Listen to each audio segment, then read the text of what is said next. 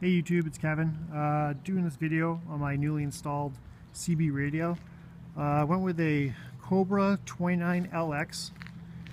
As far as hardware goes, I went with a Firefly Fire Stick 4-foot tunable antenna.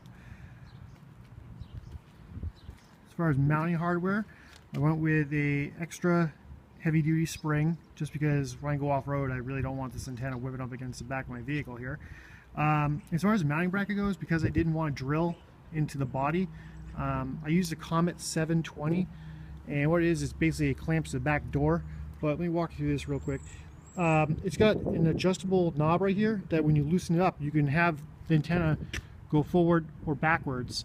And then if you look here, there's a knob, and when you loosen this up, you can have the antenna go right or left. So it's a pretty versatile piece of equipment.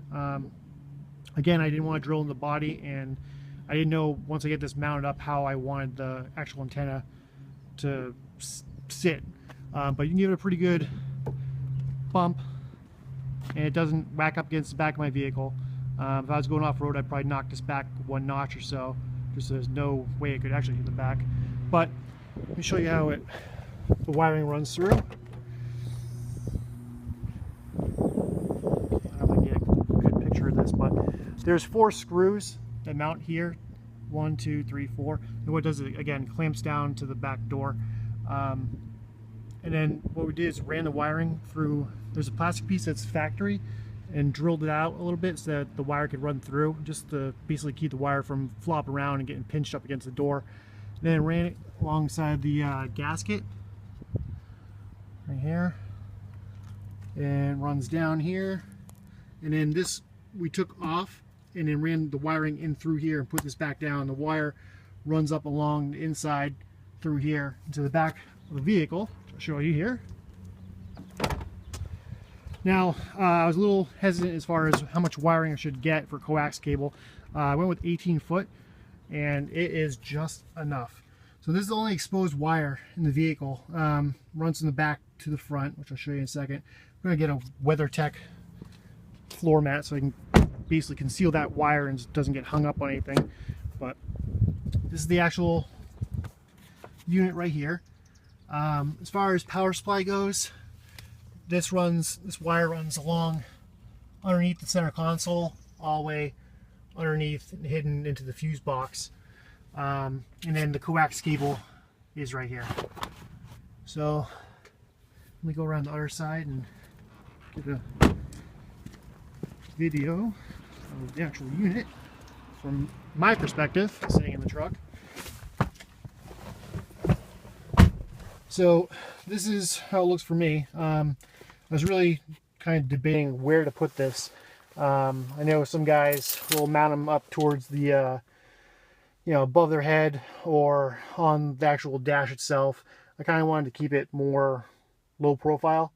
My vantage point from where I'm sitting in the truck, it's good because all the knobs are within reach, and it's at a slight angle so I can actually see the display. It does have 5 color displays. You have an auto dim and everything else on there. It's pretty much, well, I consider it like the Cadillac of CB radios. It's been a while since I've had one, but so far I'm really impressed.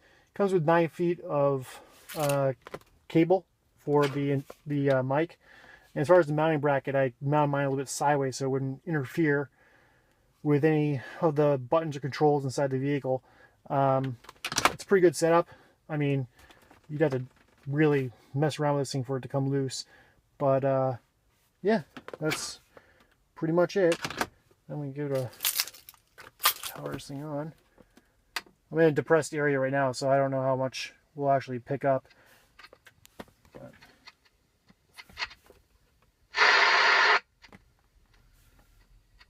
let's see if we can get a hold of anyone.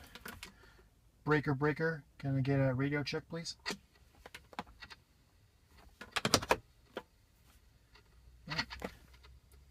No, I guess not. Anyway, it's worth a try. But yeah, that's my CB radio install. Pretty impressed with the setup so far. Alright, I'll see you guys next time, YouTube. Bye.